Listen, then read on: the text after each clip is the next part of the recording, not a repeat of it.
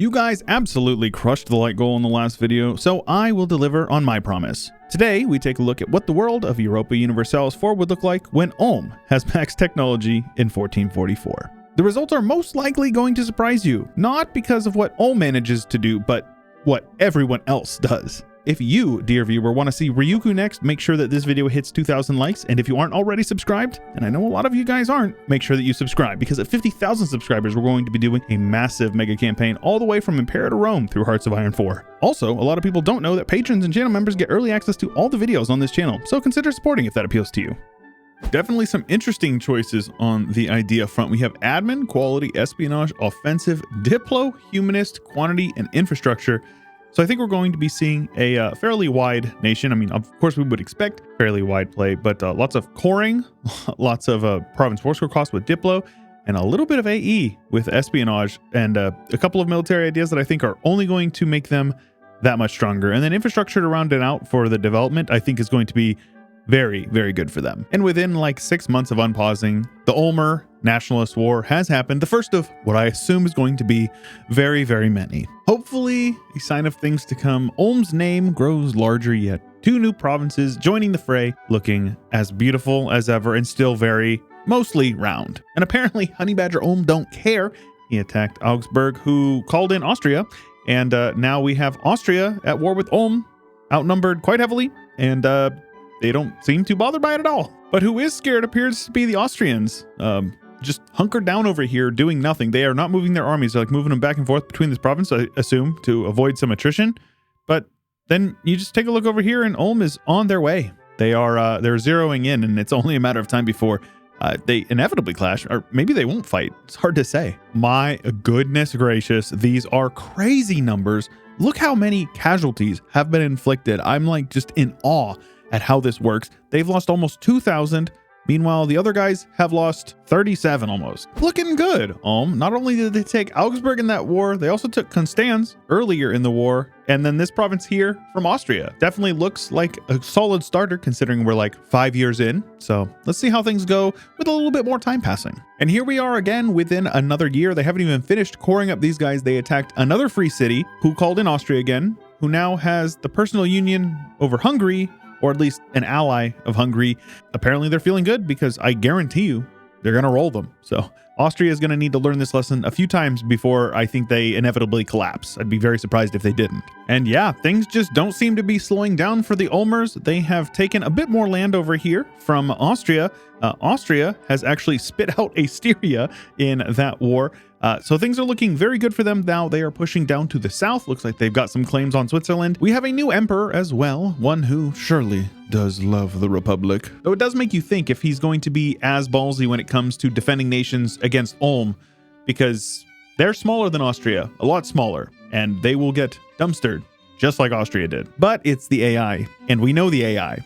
We know that the AI will get dumpstered. So we'll see how bad they get dumpstered, I guess. Not even 15 years in, and we have a formation. This actually happened in the last time that we buffed Ulm.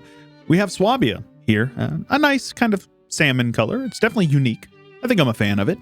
And I have no doubt that they are going to be incredibly powerful moving forward. And real quick, none of this is related, or at least I don't think it's related unless there's some weird butterfly effect. But Scotland has defeated England, at least one war against England. Meanwhile, England is pushing into Ireland. And meanwhile, France has pushed into Castile, 2 provinces here in northern Iberia. But my friends, it actually gets even better because Novgorod has pushed down here into what I think is Lithuania, and Lithuania has crumbled and is a shell of what it once was. And despite Austria losing Styria to Styria, they do have a personal union of Hungary who does not seem to be very keen on being a vassal of Austria. Yeah, this is officially my favorite time lapse I have done in a very long time. I am blown away at the weird things that are happening right now. So over here, you're going to see Burgundian Low Countries, and that is because they have integrated all of their subjects. And the only way that that happens is when the Burgundian inheritance happens. Now, if you take a look over here, you're going to see a purple nation.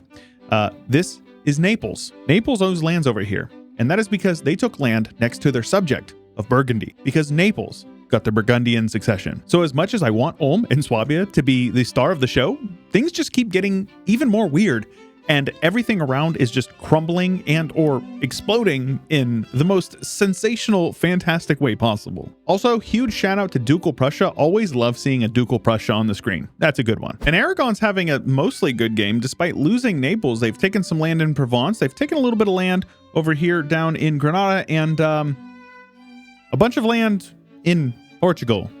Because reasons. The AI likes to conquer land in their culture group. I assume that that's what's going on here, but this just seems horrendous. Now, normally this would not be possible, but since they start with full tech, Admin Tech 20 is well behind them, and Swabia has immediately pushed and formed Germany. So we have a beautiful Germany right next to a beautiful Neapolitan Low Countries, next to a France that is in shambles, with Castile pushing up, actually taking back their lands.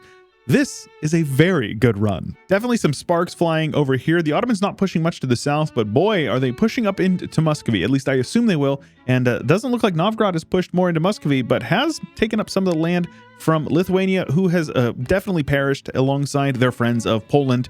So yeah, this is a very weird one. Ming's still actually chilling, and we're about 50 years in, so you like to see that. Oirat has integrated Mongolia and has pushed a bit up into Manchu, and aside from that, it's pretty chill. Japan is united, which is pretty cool, and Vijay is just gone. Just Thanos snapped out of existence, split between Bahmanis and Orissa, who's actually up here in 1444. And no wonder Otto is not pushing much to the south. We have a Mamluks that has united most of Arabia and pushed down into the Horn of Africa, which I feel like you don't see the Mamluks thriving very often, mostly because they end up getting smashed by the Ottomans and they have to spend all their resources pushing back the Ottomans. So this is pretty good to see. I always appreciate different blobs. On the colonial front, we have Castilian Venezuela, one province for Portugal over here in the Caribbean, and Bermuda going to England.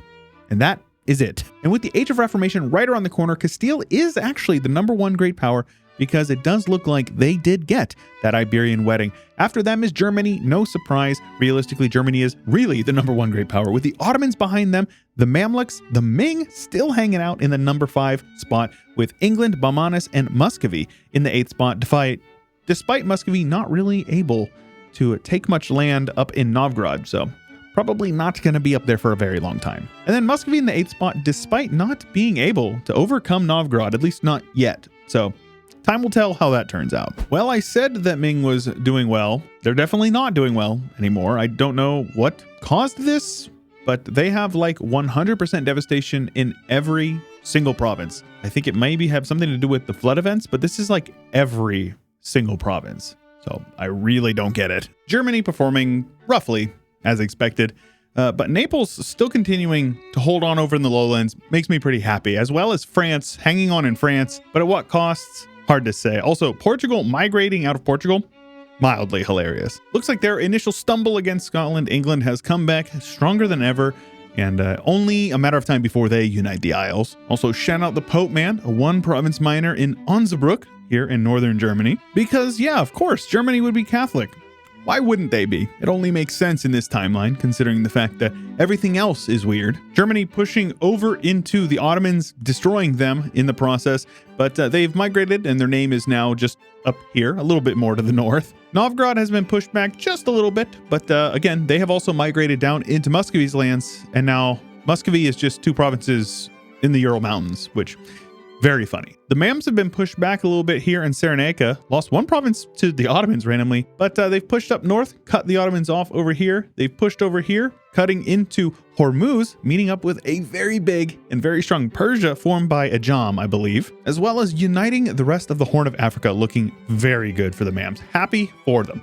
And then over in India, we have Mewar, because of course we do. Why wouldn't we have a massive Mewar? I hope they form Rajputana. Very cool tag. Always love to see Rajputana form in this game. And the Timurids are a 2-province nation up here in like Uzbekistan or whatever this area is. So that's pretty good as well. Meanwhile, the Ming is just gone. I'm pretty sure they are completely 100% gone. We have Mongolia, who's popped in, Jin with some good name placement there, as well as over here apparently, and a lot of Dai Viet in the south, because apparently Vietnam controls southern China. Of the Mongol hordes, it looks like Haichi, or however that is pronounced, Gesundheit, is the one over here. And so they're looking pretty good, as does Korea, with, you already know it, perfect 1444 borders. The English are down in the south, as well as over in Peru.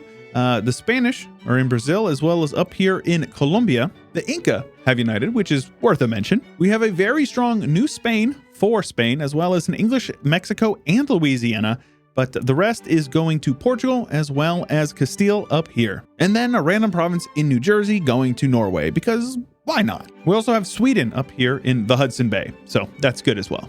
And now we have Russia, a specifically Novgorodian Russia, a very nice ring to it, I think, and would actually argue that I think this is my favorite iteration of Russia. We have Manchu that is formed inside of a very beefy Korea who has decided to go across the mountains into Manchuria and even into northern China with Beijing under their control. Not only that, but also crossing over into Japan. So shout out Korea having a really good run. Vietnam continues to push over into central China with some horrible border war, but we also have some Ayutthaya border war to contend with that right across from British Bengal, which is being occupied by Mewar, who is being pushed out of Mewar by Persia. So very interesting borders going on over here in the east, but of course, let's take a look at what's going on in the west. Germany is massive. Somehow Hungary is still mostly intact with even a little bit of land up in Poland, but Germany, it's all Germany. Naples, with their capital up here in Flanders, is currently getting kicked out by the French. You hate to see it, but it was only a matter of time. And yes, finally, the Mamluks did lose some land, getting pushed back,